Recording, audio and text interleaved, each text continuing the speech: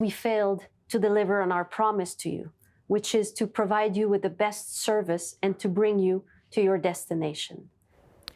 The dispute over a natural gas pipeline in northern British Columbia continues to have repercussions across our country. You just heard that's Via Rail's CEO apologizing on Twitter after the company announced temporary layoffs for nearly 1,000, I should say, employees. So nearly 1,000. This is the first time in Via Rail's 42-year history that most of its service across Canada has been interrupted.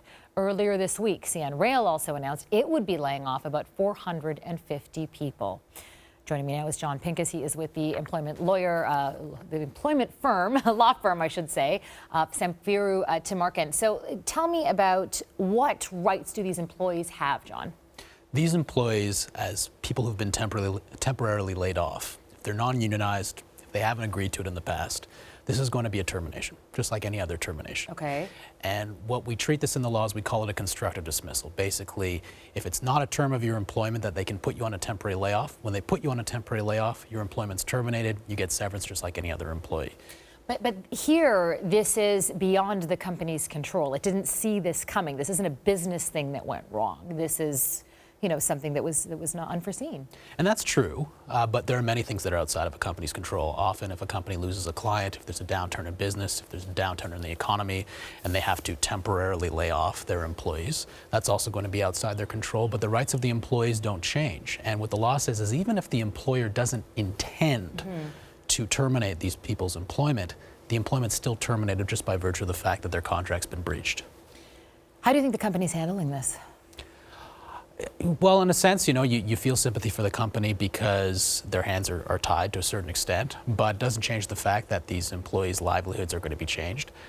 I think that the right thing to do would be to cover these employees' salaries during this time, because otherwise their only recourse is employment insurance. That's not going to pay the bills for most people. And so, you know, it's not the worst way they could have handled it, but is it the best and ideal way they could have handled it? Probably not. Do we have any idea how much these employees are entitled to, and will it be able to get them through with their families this tough time? It's all going to depend on their years of service. Okay. So if these are people who have 20 years of service or 25 years of service, they could be entitled to up to 2 years of their pay if they're not called back to work.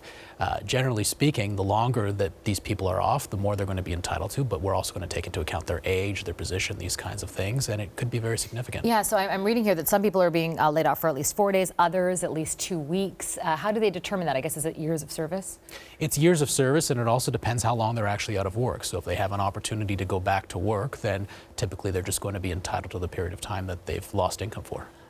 Give us advice for anybody who has been served a layoff notice, or anybody in the future who will and wants to know. And for these employees, what would you tell them? What's the one thing that people maybe miss?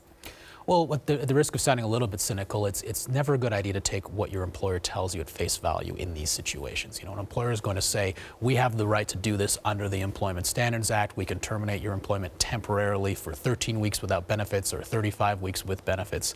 The reality is that your rights may greatly exceed that.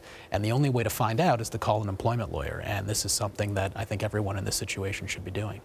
Okay, so the people who are being laid off, again, it's nearly 1,000 Via Rail employees and more than 400 who are up for CN, and this is obviously affecting the entire country. So thank you so much for that, Jon. Appreciate your time. You're very welcome.